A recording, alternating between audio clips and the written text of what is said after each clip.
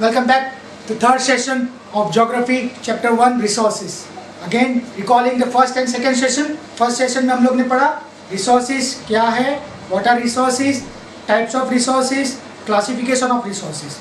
Classification of resources में on the basis of origin, on the basis of exhaustibility, on the basis of what we call as development. Now we are going to start and types of resources that are what we call as natural resources, human-made resources and human resources. Human resources मैंने पहले ही बोला था कि due to the efforts of the government, Indian human resources, like you people are human resources, myself is a human resources, a person who is having excellent knowledge, skill and who is educated and who is healthy is considered as a human resources. So अब last part है, I am telling you again कि ये part आपके syllabus में नहीं है, पर for your information it is must that you should know the fourth category, the fourth classification of resources that is on the basis of ownership. On the basis of ownership resources are classified into private resources, public resources, national resources and international resources.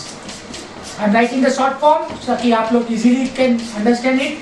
And you need to understand, listen carefully, you will be getting all your answers from my speech itself, my lecture itself. So private resources, resources owned privately. एक farmer की land है, farm है, उसका खुद का है, that is considered as a private resources. खुद का garden है, house के बाहर खुद का house है, that resource is considered खुद का resources. But one point is very much clear.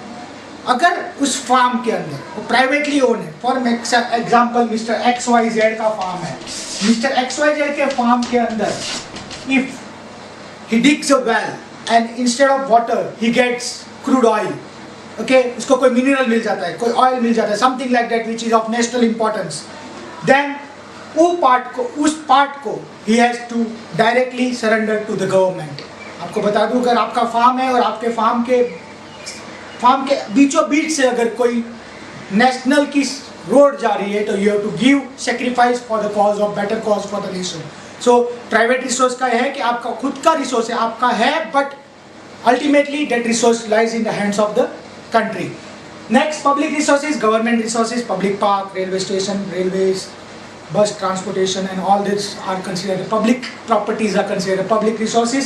National resources, जो रिसोर्सेज हमारे नेशन की बाउंड्री के अंदर है, starting from J&K till moving up to the Kanyakumari and Andaman Nicobar, ये जो resources जो हमारे land boundaries के अंदर resources है, they are considered as national resources. and उसके बाद अगर मैं बात करूँ international resources की, तो international resource water bodies के अंदर आती है. हमारे land के अंदर अगर मैं बात करूँ, क्योंकि हमारे पास water bodies यही इसी part में है, यहाँ से लेके 19.405 किलोमीटर्स, अराउंड 100 न्यूटिकल माइल्स तक का पानी हमारा पानी है. और उसके बाद का पानी अगर फॉर एग्जांपल यहाँ तक है, श्रीलंका यहाँ है, श्रीलंका का यहाँ तक एंड होता है, हमारा यहाँ तक एंड होता है, बीच का जो पार्ट रह गया that is called as international resources. तो 100 nautical mile something around 19.4 kilometers के आसपास का जो वाटर बॉडीज होता है वो हमारा खुद का होता है and that is considered as a national resources. But उसके बाद का पानी आइदर अगर कोई कंट्री को टच नहीं होता तो it is considered as international resource. Just for your knowledge, this is not a part of your lesson, but you should know this. So this are the classification of resources on the basis of ownership. Now the most important part comes human made resources. Human made resources जिसको हमने natural resources को human resources, देखो human made resources क्या है, natural resources है और human resources. जब human resource, human beings, हम ह्यूमन रिसोर्स अपनी नॉलेज स्किल से नेचुरल रिसोर्स को इस्तेमाल करके क्यों नया प्रोडक्ट बनाते हैं, that is called as human made resources. For example human made iron ore, हमारे पास नेचुरल रिसोर्स है, आयरन नेचुरल रिसोर्स है, नेचुरल रिसोर्स को ह्यूमन ने अपनी नॉलेज से मशीन बना लिया, that machine is considered as a human made resources. Similarly wood, forest is natural resources, would से हमने अगर चेयर फर्नीचर बना लिया, that is considered as a human made resources. तो any resources, any natural resources, human being uses his knowledge, expertise knowledge, skill, सब कुछ use करने के बाद उस रिसोर्स को कन्वर्ट करके मोर यूजफुल वे में लेके आता है, that is human made resources. and human-made, simple सी भाषा में artificial resources. So human-made resources are also considered as artificial resources. Next, human resources, as I told you in first lecture, human resources are most important resources because human being अगर है, healthy है, educated है, they can become an asset to the country and this can bring development. Because अगर human resource हमारे पास unhealthy है, हमारे पास illiterate in what you call as human resource है, then it is not an asset, it becomes a liability, एक हमारे लिए बोझ बन जाता है. So many countries are focusing more on human resources. Take the case of our neighboring countries like China has invested more on human resources, and so technological wise they are upgraded up. Maybe in other sense they may be wrong in some part, but in that technological part they are quite ahead than us. Similarly, the Indian government have taken many steps to improve our human resources. Firstly, health. Previously आज से 25 साल 30 साल 40 साल पहले की बात करें तो ह्यूमन रिसोर्स हमारा बहुत कम था. क्यों? बिकॉज एजुकेशन नहीं था, हेल्थ प्रॉपर केयर नहीं था. तो अभी हमारे पास primary health centres, and we can see that today in this crisis, time of crisis, the government is putting all the efforts to increase human resource. Human resource को keeping healthy, उनको healthy रखने के लिए they are providing all sort of things so that we can remain healthy. And in form of education, all the institutions are providing education students so that they can become a good citizen of the country. तो human resource बहुत ही important चीज़ है, because human resources he man-made resources बनाते हैं, human resources ही natural resources को extract कर पाते हैं. because अगर natural resources एक पेड़ है, पेड़ खड़ा है, कोई यूज़ नहीं है उसका, अगर human being अगर अपनी नॉलेज नहीं लगाएगा उसका फर्नीचर नहीं बन पाएगा. तो human resource most important resources. But as human resources का मेन कैटेगरी है, मेन क्राइटेरिया है कि they should be healthy and they should be educative. So stay healthy, stay educative, that is the one motto of what we call human resources. Lastly, the concluding part of the lesson is conservation of resources. Guys, conserving is nothing but protecting,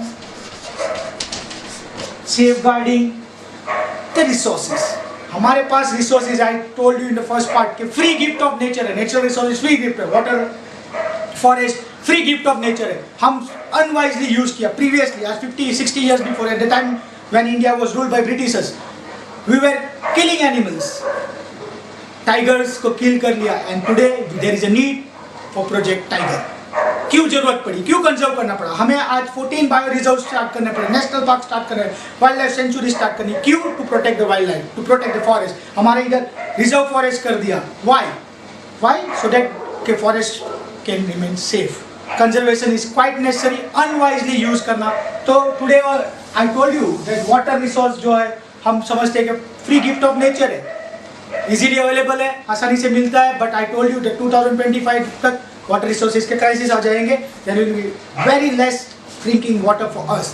so conserving is the most important thing. And secondly, using resources sustainably. Again repeating, using resources sustainably का मतलब है कि अभी जो use कर रहे हैं future generation को हमने नुकसान नहीं पहुंचाना है.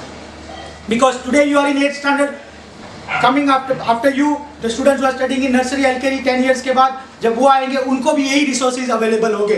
We can not stretch the land. हमको मालूम है कि लैंड हमारे पास अप्रॉक्सीमेटली 30% लैंड है और इंडिया के पास उसमें से ओनली 2.4% लैंड है. तो 2.4% लैंड को हम स्ट्रेच नहीं कर पाएंगे, ना कि हमारी वाटर बॉडीज को हम ज़्यादा बढ़ा पाएंगे. तो यही resources, population is rising day by day, but resources are limited, and so the resources को कंजर्व करना, प्रोटेक्ट करना, सेफगार्ड करना is must and a need of an our.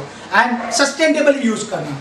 Don't use any resources unwisely. बहुत time हम देखते हैं water को हम बहुत वेस्ट करते हैं. रनिंग टैप होता है, देखते हैं पानी गिर रहा है, फॉरगेट इट, मेरा थोड़ी जा रहा है. This is where we are wrong. Next, हम पानी पीने जाते हैं. You all guys go to water for drinking water. Just taking a glass of water, drinking only a little bit and throwing the rest of the water. This is where you are not conserving water. Conserving water, rainwater harvesting is one of the way of conserving water. So guys, conservation of resources is must. Next, planting trees is one of the way of conserving or replenishing the resources. Using fossil fuel wisely, whether it is coal or petroleum, using wisely. Thirdly, free gift of nature है. For example, water, use it wisely, don't waste it, don't. इसीलिए government of India is always giving the slogan, जल है तो कल है. Why? Because if water is there, everything will be there on the earth. Second, thirdly, जो resources अभी नहीं use हो रहा है, for example, wind energy, which is used in some part of India extensively, but in some part of India it is still not used. Solar energy जो use कर रहे हैं हम लोग, we can use it, harness this energy, make new energies which can be used for the future.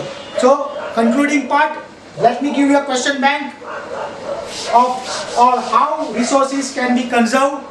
It's your way of idea how can you conserve your resources. Resources are the most vital thing on the earth, and it should be conserved so that the future generation will live a healthy and wealthy life. So question bank की बात करूँ तो first question, what are resources?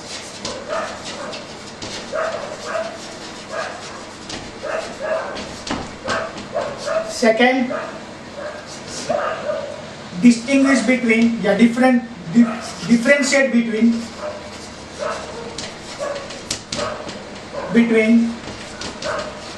biotic and abiotic,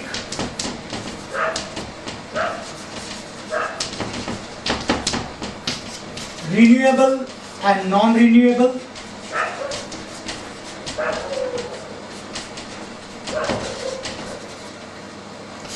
actual and potential,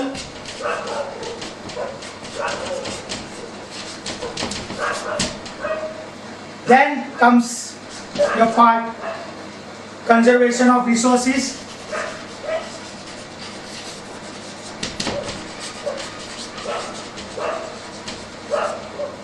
then comes what is sustainable resources.